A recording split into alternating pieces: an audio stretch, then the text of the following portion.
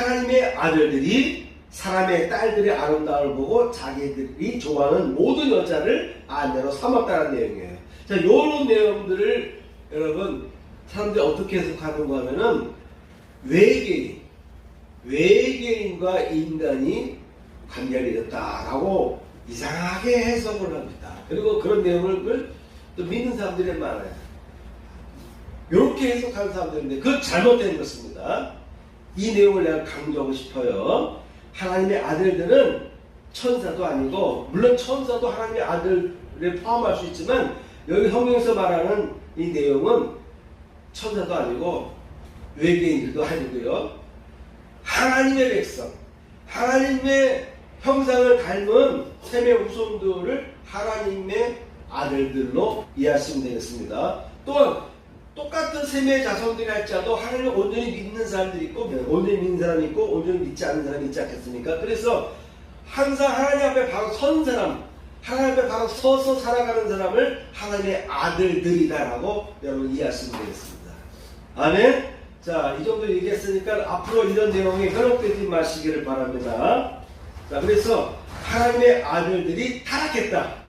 여리고성을 함락할 때 거기 기생 여인이 있었잖아요. 그렇죠? 그 여인이 정탐꾼들을 받아내잖아요. 그래서 그 여인은 이스라엘 사람들과 관계를 맺으면서 가정을 꾸려나갑니다. 그러니까 예수님의 족보도 그 여인에게까지 가는 거예요. 그 다음에 이 모압 여인 룻, 이렇게 이방 여인 2명이 예수님의 족보 속에 들어가요. 그러니까 지금 하나님 믿지 않는 여인이라 해서 다 나쁜 건 아니다. 그런데 그 중에서도 소수의 경우는 진짜 나중에 훌륭한 믿음의 여인이 될 수도 있다라는 것을 여러분 이해하시기 바랍니다.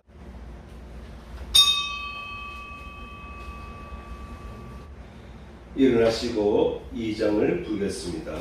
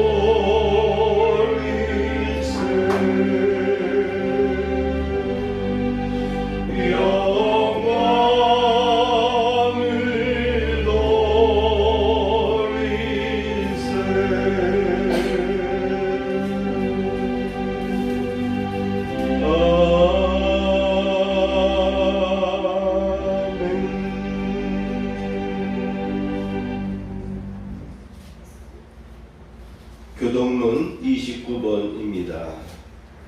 하나님의 강에 물이 가득하게 하시고 이같이 땅을 예비하신 후에 그들에게 곡식을 주시나이다.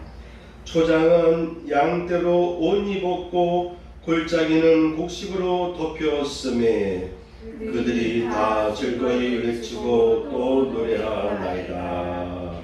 아멘. 자리에 앉으시겠습니다. 찬송 302장입니다.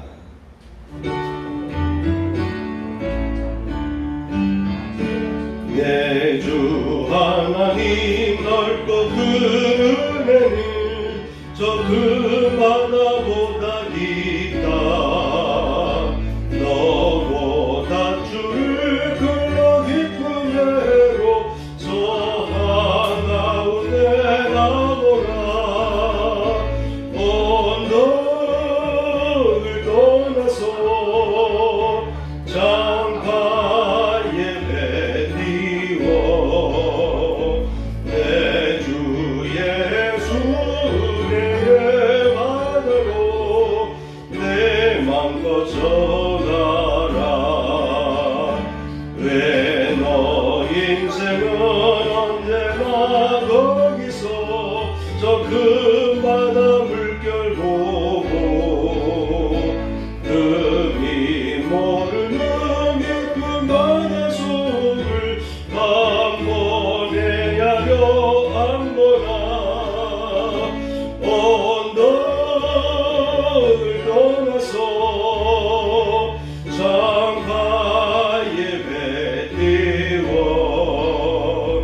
내 주 예수의 바다로 내 맘껏 져가라. 많은 사람이 얕은 물가에서 저 큰 바다 가려다가 잘싸거리는 작은 바다 보고 마음 약하여 못 가네. 언덕을 떠나서 창가에 배 띄워 내 주 예수의 바다로 내 맘껏 져가라. 자고 가거라 이제 못 가거라 저 그늘의 바다 향해 자고 내 눈을 저 깊은 아래로 가라. 망망한 바다로 언덕을 떠나서 창가에 배 띄워 내 주 예수의 바다로 내 맘껏 져가라.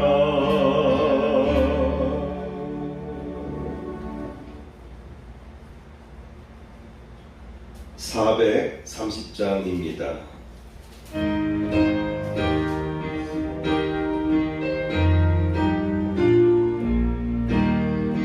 주와 같이 길 가는 것 즐거운 일 아닌가. 우리 주님 걸어가시 갈가지를 밟겠네. 한 걸음 한 걸음 주 예수와 함께 날마다 우리 걸어가리. 어린아이 같은 우리 미련하고 약하나 주의 손에 이끌리어 생명길로 가겠네. 한 걸음 한 걸음 주 예수와 함께 날마다 우리 걸어가리. 4절입니다. 옛 선지자의 목같이 우리들도 전국에 들려 올라갈 때까지 주와 같이 걷겠네. 한 걸음 한 걸음 주 예수와 함께 날마다 우리 걸어가리.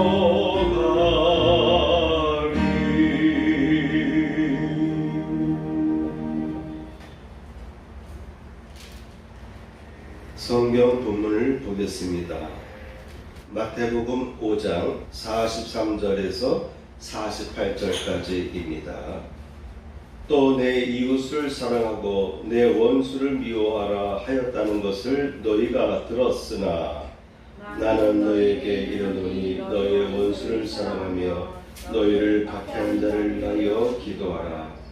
이같이 한즉 하늘에 계신 너희 아버지의 아들이 되리니 그러므로 하늘에 계신 너희 아버지의 온전하심과 같이 너희도 온전하라.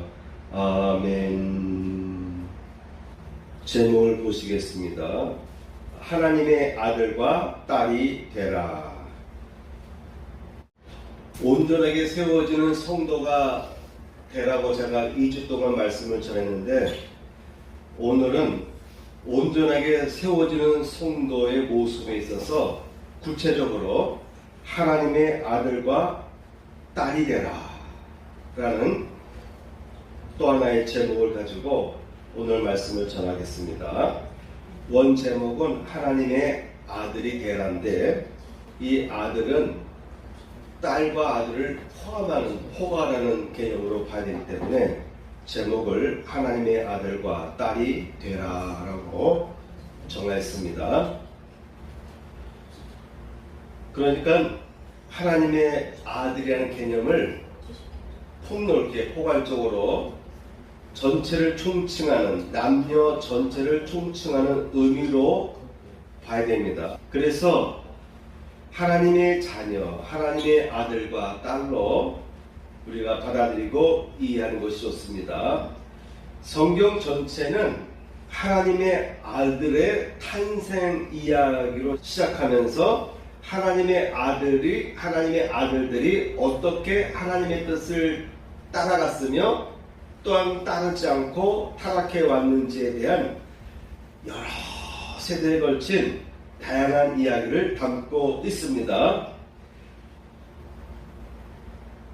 또한 성경은 인간의 반복된 타락과 죄악된 행위에도 불구하고 하나님은 끊임없이 하나님의 아들들로서의 본 모습을 회복할 것을 촉구하시고, 더 나아가서 또한 용서하시는 하나님의 마음을 전하고 있는 것입니다. 끝없이 불순종의 길로, 타락의 길로 가는 하나님의 자녀들에 대해서 너희들은 원래 나의 아들들이다. 너희들은 하나님의 아들들이 아니냐. 너희들의 본 모습을 회복해야 된다라는 내용들을 예언자들을 통해서 선포하시고 촉구하시고, 또한 한편에서는 이 모든 그의 자녀들을, 잘못된 길로 가는 모든 하나님의 자녀들을 예수 그리스도의 피로써 다 용서해 주시는 그러한 하나님의 마음을 성경은 담고 있는 것이죠. 그래서 성경은 하나님의 아들들에 관한 이야기다라고 이해하시면 되겠습니다. 마태복음 5장에서 예수님은 산상수훈과 구원받은 하나님의 아들들이 행하거나 하지 말아야 할 여러 가지 예를 밝혀 주었습니다. 본문 이전의 내용은 그런 내용들을 담고 있습니다. 그러면서 오늘 본문에서 결정적으로 이웃을 사랑하고 원수를 사랑하며 박해하는 자를 위하여 기도할 때에 하늘에 계신 하나님의 아들들이 될 것이라고 예수님께서는 확실하게 규명해 주셨습니다. 이 내용을 보면은 앞선 내용들도 그렇지만 함축적으로 보면은 결국은 성경은 사랑을 나타내는데, 사랑하라입니다. 성경의 메시지는 사랑하라입니다. 그런데 이 사랑하는 것을 어떻게 사랑하느냐? 첫째, 내 이웃을 사랑하라입니다. 너 자신을 사랑하라가 아니고 내 이웃을 사랑하라. 여러분, 너 자신을 사랑하라는 말과 내 이웃을 사랑하라는 말은 같은 개념이라고 볼 수 있어요. 나 자신을 사랑한다는 것은 내 이웃을 사랑하는 것이에요. 내 이웃을 사랑한다는 의미는 나 자신을 사랑하는 것을 의미합니다. 그런데 예수께서는 너 자신을 사랑하라라고 말씀하지 않으시고 내 이웃을 사랑하라라고 먼저 말씀하셨어요. 왜 그렇습니까? 대부분의 사람들은 나를 사랑하는 데 익숙해 있잖아요. 그렇죠? 나를 사랑하고 나와 가까이 있는 사람들을 사랑하는 데 익숙해 있는 거예요. 그래서 예수께서는 역으로, 물론 같은 의미입니다. 나를 사랑하는 것은 여러분, 자기를 사랑할 줄 아는 사람은요, 다른 사람도 사랑할 줄 알아요. 그렇죠? 나의 인권을 요구하는 사람은 타인의 인권도 존중해 줄 수 있어야 되는 것이죠. 그런 의미에서 사실은 폭넓게 보면 같은 내용인데, 우리 인간들은 항상 좁게 내 자신 안에서 나만을 위한 사랑을 끊임없이 추구하는 성향이 있기 때문에 예수님께서는 우리의 단점, 너희들은 너 자신보다는 너희의 옆에 있는 내 이웃을 사랑해야 된다라고 깨우쳐 주신 것입니다. 더 나아가서 내 원수를 미워하지 말고 오히려 내 원수를, 너 주변에 있는 원수들을 사랑하고 또한 박해를 하는 자를 위해서도 기도하라. 아니 나를 위해서 박해하는데, 나를 위해서 힘들게 하는데 그를 위해서 기도하라 라고 하니까 이 내용은 사실 대부분의 사람들이라 한다면 받아들이기가 힘든 거예요. 그렇죠? 여러분들이나 저나 이 부분에서 멈추게 됩니다. 내가 이런 행위를 할 수 있나? 내가 이런 사랑을 할 수가 있을까? 라고 한 번쯤은 멈추게 되는 거예요.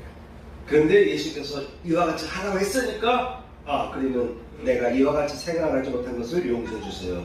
내가 이와 같이 생각하지 않은 것은 잘못된 것이구나 라는 것을 깨달으면서 그러면 마음이라도 다시 잡으면서 내 원수를 사랑하려고 노력해야 되겠다. 나를 박해하는 자를 위해서 기도해 줘야 되겠다라는 생각이 들 것입니다. 여러분 박해하는 사람과 싸우면요 점점점 격해져요. 그렇죠?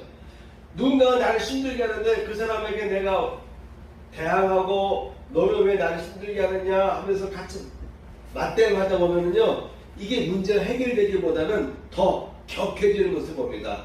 더 꼬이고 더 격해지고, 왜? 사람은 죄성이 강하기 때문에 상대방이 힘들다고 그러지 말라고 하면 빨리 멈춰야 되는데 오히려 재미로 상대방을 더 힘들게 할 수도 있고요. 또 오히려 그 본질적인 거에서 지역적인 문제로 문제가 발단이 돼요. 그래서 너 나에게 반발해서 너 나에게 그런 말 할 수 있어? 라고 하면서 또 그 문제 가지고 또 언쟁을 하게 되고, 그러다 보면은 주먹질이 오가기도 위험한 순간이 벌어지기도 하는 거 아니겠습니까? 여러분, 누군가가 여러분을 힘들게 할 때 그 사람을 박해하는 것보다는 그 사람을 위해서 기도하시기 바랍니다. 저 사람이 그와 같은 마음을 품지 않게 해주세요. 저는 자신의 그 악한 행위를 모르는 것 같습니다. 그러니 저 사람의 마음속에 자신의 악을 깨닫게 하시고, 또한 그의 마음속에서 더 악한 생각들이 솟구치지 않도록 저 영혼을 잠잠케 해주세요. 이렇게 기도하면요 오히려 화를 내는 사람이, 나를 위협하는 사람이요 잠잠해질 수가 있는 것입니다. 그러면서 이같이 한즉 하늘에 계신 너희 아버지의 아들이 되리라 라고 예수님께서는 선포하셨습니다. 자, 여러분, 이웃사랑이죠. 이웃사랑. 어떻게 하면 이웃을 사랑할 수 있습니까? 네? 누군가로부터 내가 늘 관심을 받는 관계에서 이제는 내가 누군가를 향해서 관심을 가져주는, 누군가가 나에게 뭔가를 베풀었는데 이제 내가 뭔가 타인에게 뭔가를 베풀어 줄 수 있는 그런 관계로 바뀌어야 되는 것이죠. 이웃사랑은 바로 그런 것을 의미합니다. 존 웨슬레 목사님은 감리교도들에게 무엇을 강조했는가 하면은, 여러분들은 할 수 있는 대로 많이 버시오. 여러분들은 돈을 버는데 할 수 있는 대로 최대한 열심히 일해서 많이 버시라. 그리고 그 번 돈을 최대한 저축하시라. 그리고 할 수 있는 대로 기부하십시오 라고 존 웨슬레 목사님이 감리교도들에게 수시로 강조하면서 교육했습니다. 열심히 돈을 버는데 그 돈 버는 것을 저축하라는 것이죠. 당시에 감리교도들은 좀 낮은 수준의 생활을 하고 있었어요. 광부의 일을 했기 때문에 그들의 삶은 너무나도 고달팠고, 또한 그들은 또한 자기 이름도 읽을 줄도 모르고 쓸 줄도 모르는 문맹인이었어요. 그러니까 힘드니까 일 끝나고 나면 술 먹고 술 먹다 보니까 알코올 중독에 걸리기도 하고 술 먹다 보니까 친구들과 싸우고 주변 사람들과 다투게 되고 다음날 깨면 또 일하러 가고 이러한 좋지 않은 생활을 초기에 감리교도들이 그런 생활 여건 속에 있었는데 그들에게 복음을 전했고 그런 사람들이 교회로 돌아왔을 때 저 웨슬레 목사님은 여러분들 술로 돈을 탕진하지 마시오. 할 수만 있으면 돈을 열심히 버시오. 그리고 돈을 탕진하지 말고 저축을 하시오. 그런 다음에 기부하십시오 라고 했어요. 여러분 이 마지막 3단계 기부하십시오라고 하는 것도 우리의 마음속에 썩 와닿지 않아요. 그렇죠? 저축하는 데까지는 우리가 열심히 아멘할 수 있는데 기부하시오라고 할 때 쉽게 아멘하기가 힘들죠. 그렇죠? 워낙 우리는 모자는 부족한 삶을 살았기 때문에 일단 저축하는 데까지 우리가 길을 수할 수 있는데 그 애써 모은 것을 기부한다고 할 때는 받아들이기 보통 힘든 게 아닐 것입니다. 워렌 버핏이라는 사람 있잖아요. 그죠? 아주 유명한 사람 아닙니까? 그분 보니까 기부하는 사람으로 알려져 있어요. 자산이 엄청난데 보니까 이게 여러분 인터넷 찾아보면은 뭐 세계 3대 자산가라고 돼 있어요. 세계 3대 자산가. 그러면 얼마 돈이 많겠습니까? 어떤 사람은 말하기를 그가 작년 23년도에 나이가 93세인데 그의 자산이 160조에 달한다라고 하기도 합니다. 그런데 그가 2020년에 29억 달러, 그러니까 하나로 말하면은 몇 조 단위로 주식을 자선단체에 기부했다라고 해요.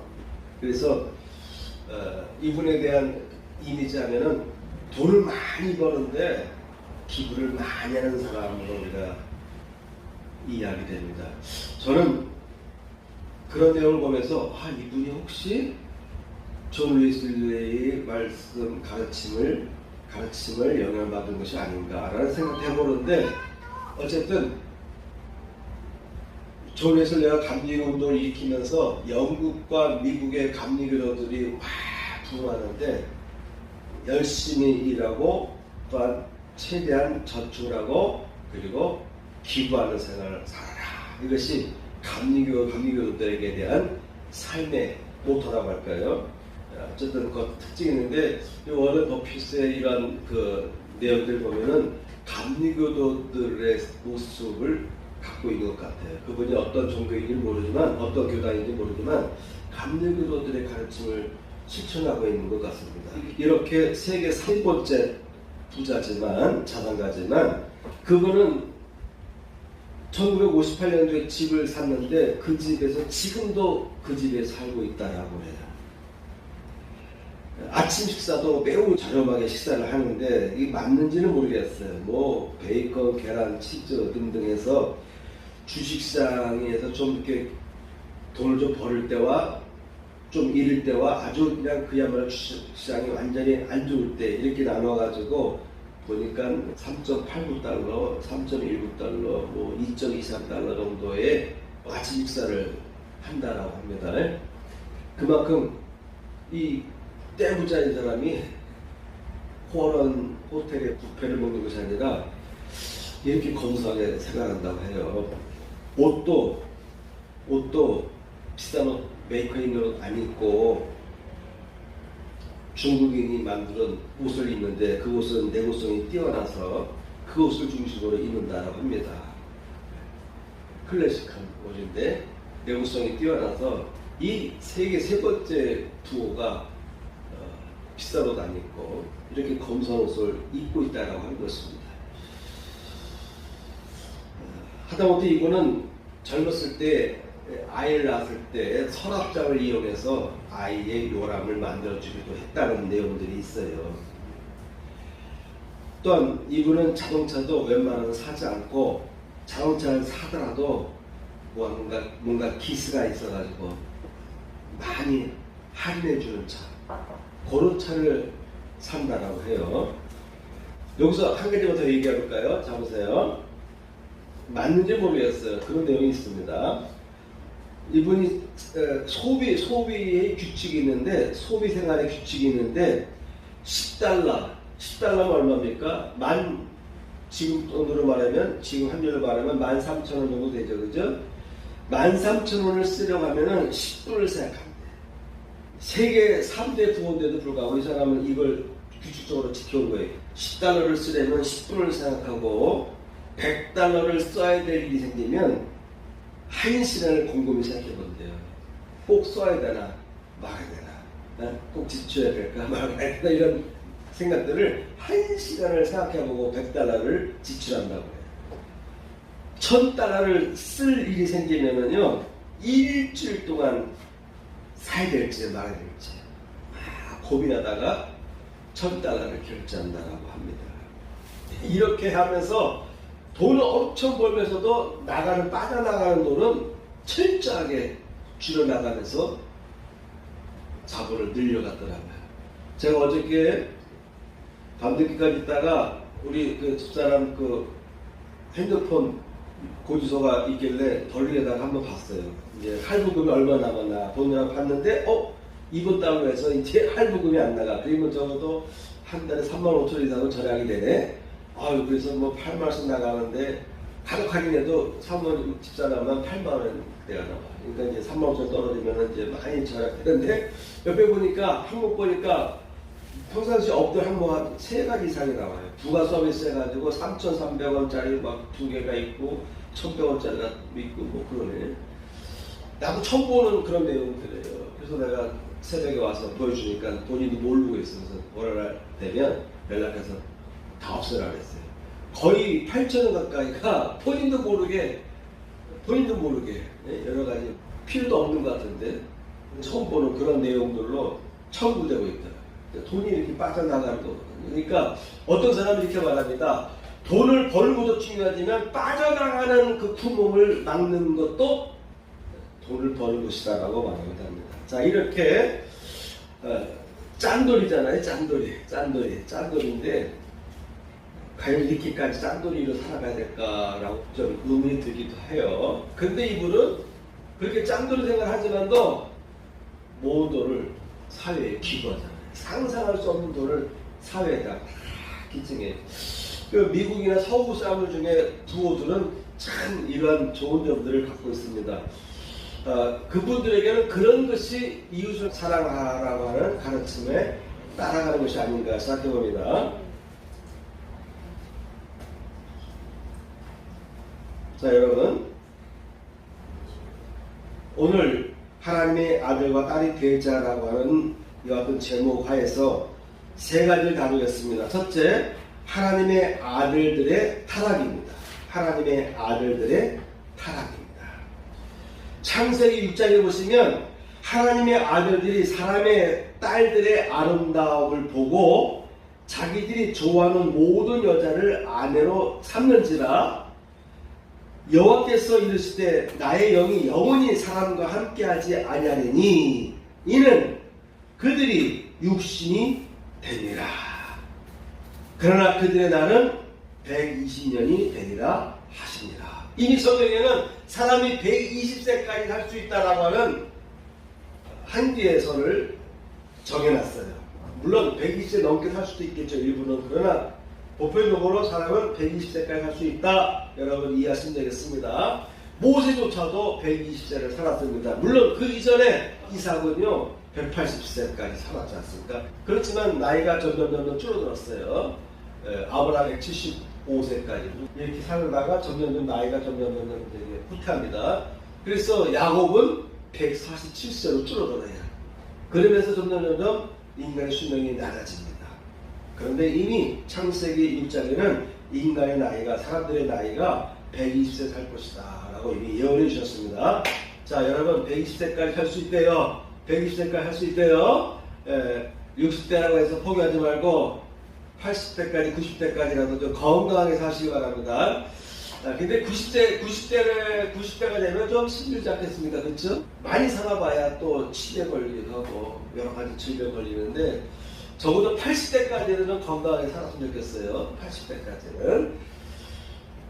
자, 여기서 왜 사람의 나이가 줄어들었으며 그리고 왜 하나님께서 인간과 영원히 함께하지 않겠다라고 하셨는가 하면은요, 중요한 내용이 나옵니다. 하나님의 아들들이 사람의 딸들의 아름다움을 보고 자기들이 좋아하는 모든 여자를 아내로 삼았다는 내용이에요. 자, 이런 내용들을 여러분 사람들이 어떻게 해석하는가 하면은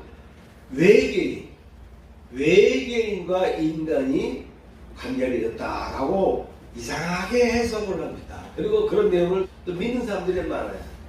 그냥 성경적으로 하나님의 아들들 하면 천사라고 말할 수도 있는데 천사들이 사람의 딸과 결혼했다, 관계를 맺었다라고 이렇게 말하기 싫었고, 천사들이라 말하면 성경적이니까 그냥 외계인이 사람의 딸과 만나서 관계를 맺었다, 이렇게 해석하는 사람들인데 그건 잘못된 것입니다.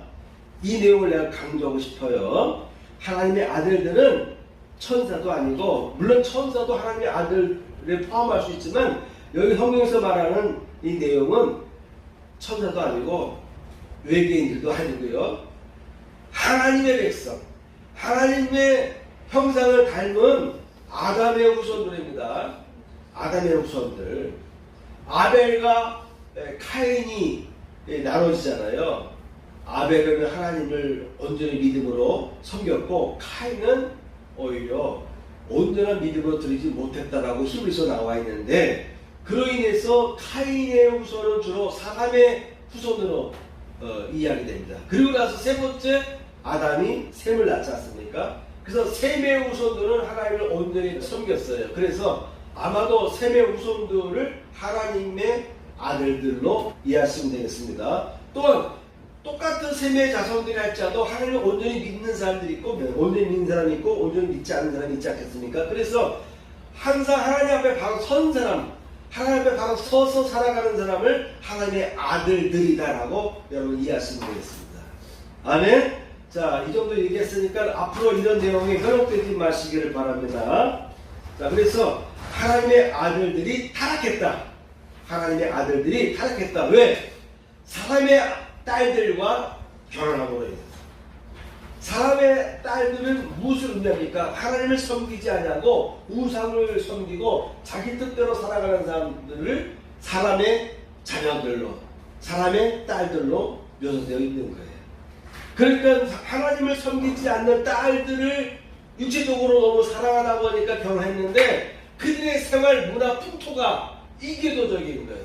하나님과 먼 겁니다. 우상을 섬기는 그 문화에 젖어 있어요. 어릴 때부터 그들의 부모들이 그런 생활을 했기 때문에 어릴 때부터 그런 것이 습관화된 사람들이에요. 물론 육체적으로 서로 사랑해서 결혼했지만 이 정신적으로 교감이 안 되는 거예요. 영적으로 교감이 안 되는 겁니다. 생각이 다른 거예요. 가치관이 다른 거예요. 그러다 보니까 점점점 하나님을 믿지 않는 딸들에게 영향을 받아서 타락하기 시작하는 거예요. 그래서 인간의 죄가 계속해서 잘못된 길로 치닫게 되는 거예요. 그래서 하나님께서는 이 죄악이 관영하기 때문에 하나님께서는 내가 인간을 만든 것을 후회한다. 하나님께서는 인간을 만드신 것을 후회하시면서 결심하는 거예요. 내가 물로 인간을 멸해야 되겠다. 그래서 노아의 가족 외에는 다 물로 심판하겠다라는 결심을 하게 된 원인, 그런 노아 홍수가 발생하게 된 원인을 지금 하나님의 아들들이 사람의 딸들과 결혼해서 가정을 꾸리면서 하나님의 아들들조차도 타락하기 시작했다는 거죠. 그래서 죄가 관영했다는 거예요. 그래서 인류의 물심판이 임했다라는 것을 설명하는 것입니다. 이 이후에도 여러 이야기들이 나오는데 에서는 이방 여인과 가정을 꾸렸어요. 그래서 늘 그의 부모님은 늘 마음에 걱정이었어요. 그래서 그 동생 야곱은 반드시 어떻게 해서든 간에 같은 혈육, 믿음의 유산을 같이 나누고 있는 믿음의 딸들, 하나님의 딸들과 결혼시키려고 했어요. 그래서 야곱은 그의 가문의 딸과 삼촌, 외삼촌의 딸과 결국 결혼하게 되죠. 그러므로 인해서 이스라엘과 비이스라엘인이 나눠진다는 거예요. 야곱의 후손들은 이스라엘로 선택되고요. 에서는 그냥 이방인으로 밀려나게 되는 것입니다. 솔로몬도 그가 젊었을 때 초창기에는 얼마나 지혜로웠는지 하나님을 잘 섬겼어요. 예루살렘 성전을 위해서 그의 아버지가 모아놨던 그 모든 금은보화를 자기를 위해 쓰지 않고 그대로 아버지 유산을 받들어서 하나님의 성전을 화창하게 금으로 발라가면서 성전을 세웠습니다. 하나님께서도 그에게 그 누구에도 없는 지혜의 영을 부어주셔서 그가 지혜를 받지 않습니까? 나라가 부강해집니다. 아버지 때보다도 더 나라가 부강해집니다. 물질이 쌓이기 시작했습니다. 그런데 이 솔로몬이 부인을 많이 뒀고 척도 많이 두다 보니까 어떤 일이 문제 생기냐면 안 믿는 여인들을 자기의 부인들로 두게 되고 척들로 두게 되고 그 영향으로 인해서 나중에 솔로몬이 타락해요. 하나님의 성전, 그 거룩한 성전에 우상단지를 갖다 놓기도 하고요. 말년에 솔로몬이 타락합니다. 그 결과로 솔로몬의 후대의 아들들이 자꾸 물론 중간 훌륭한 아들들이 나오지만 또 잘못된 아들들이 왕위를 이어받는 일들이 쭉 이어집니다. 그 중에 대표적으로 훌륭한 왕들이 여호사밧 왕, 아사 왕 등등 그리고 대표적으로 다윗 같은 왕, 히스기야 왕, 요시야 왕 이런 왕들이 중간중간 훌륭한 왕들이 나오는데 점점 타락해가는 내용들을 우리는 보게 됩니다. 이와 같이 하나님의 아들들이 타락하는 경우가 있는 거예요. 더 타락하기가 더 쉬워요. 타락 안 하기가 더 힘들어요. 그래서 대표적으로 그 어떤 몇몇의 왕들을 빼고는 대부분이 하나님 앞에 온전한 삶을 살지 않았다는 것입니다. 두 번째, 이방인 중에도 의인은 있다.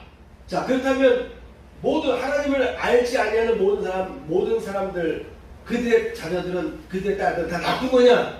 그건 또 아니다 이거예요. 다 나쁜 건 아니다 이겁니다. 처음 결혼할 때는 안 믿는 배우자를 만날 수도 있어요. 근데 그 안 믿는 배우자가 다 나쁜 건 아니다 이거예요. 하나님을 안 믿는 사람에서 다 나쁜 건 아닌데 그 중에도 의인은 있다. 소수의 의인은 있습니다. 대표적으로 룻이라고 하는 여인입니다. 베들레헴에 살고 있던 한 부부가 있었어요. 그런데 그 지역에 가뭄이 심하게 임하니까 자기들의 고향집을 떠나서 모압 땅으로 이주해 갔습니다. 아마도 모압 지역에는 기근이 발생하지 않았던 것 같아요. 그의 두 아들이 있었습니다. 그래서 그곳에서 현지인 여인들과 결혼하게 했습니다. 그런데 이 모압 땅에 이주하고 나서 그의 남편이 세상을 떠나요. 두 아들을 현지인과 결혼을 시켰습니다. 그런데 기구하게도 그 두 아들조차도 모압 땅에서 죽었어요. 일찍 죽은 거예요. 아이를 낳지도 못하고 죽은 거예요.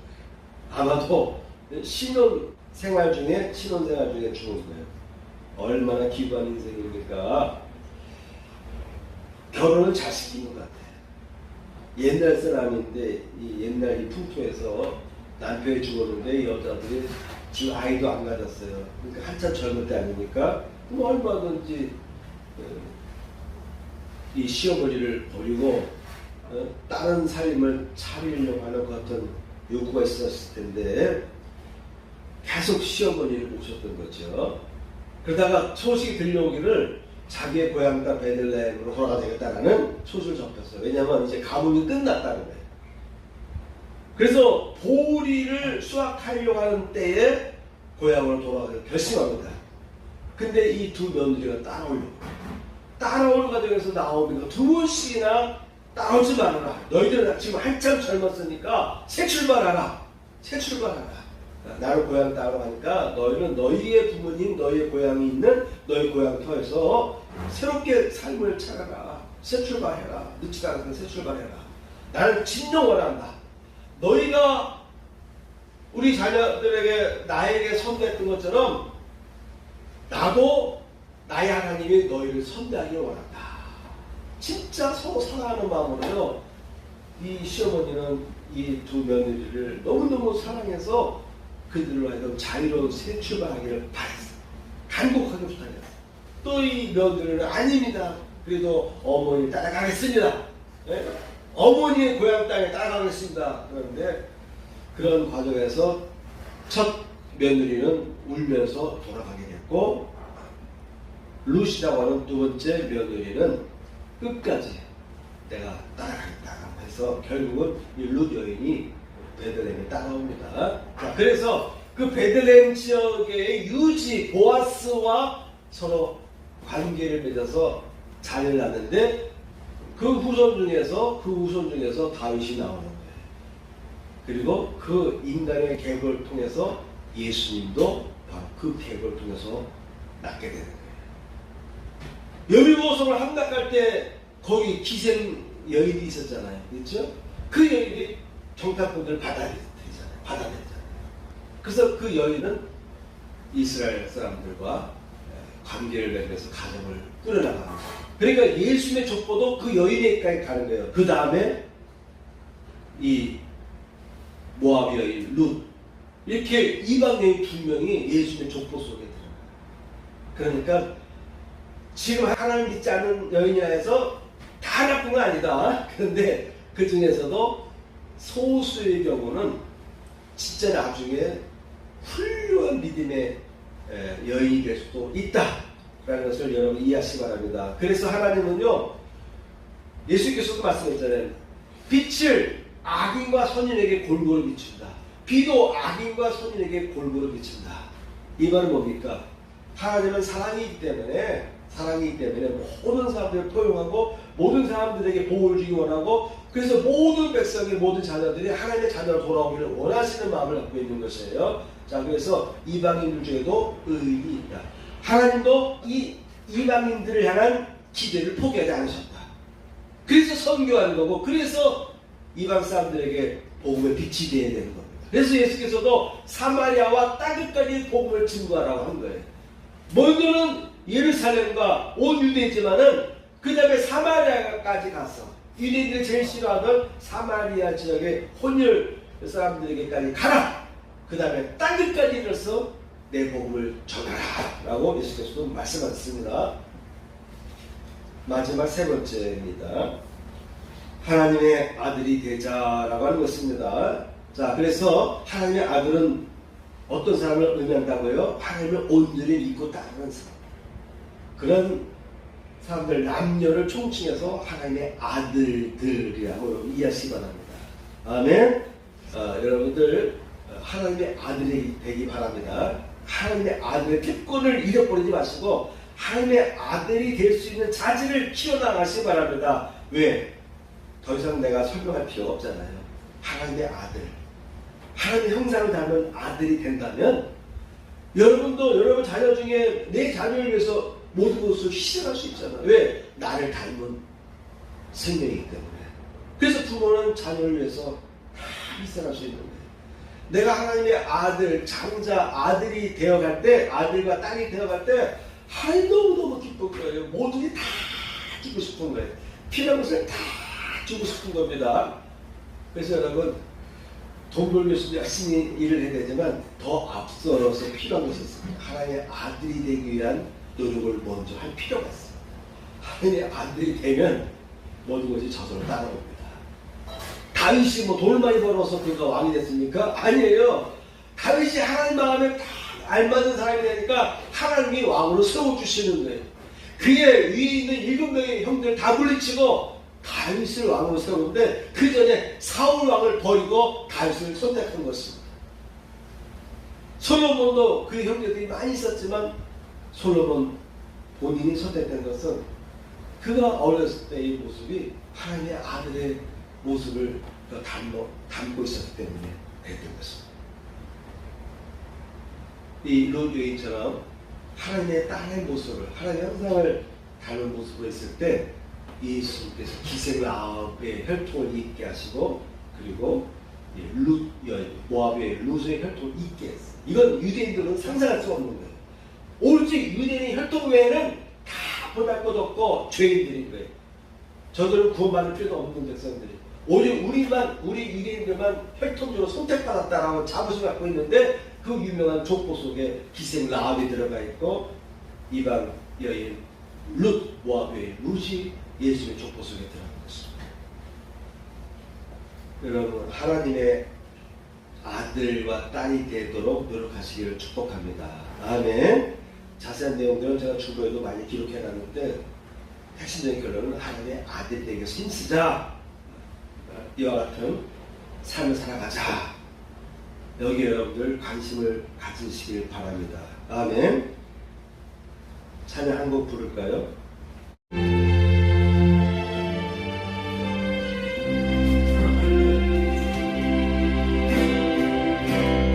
힘들고 지쳐 낙마하고 넘어져 일어날 힘 전혀 없을 때에 조용히 다가와 손 잡아주시며 나에게 말씀하시네.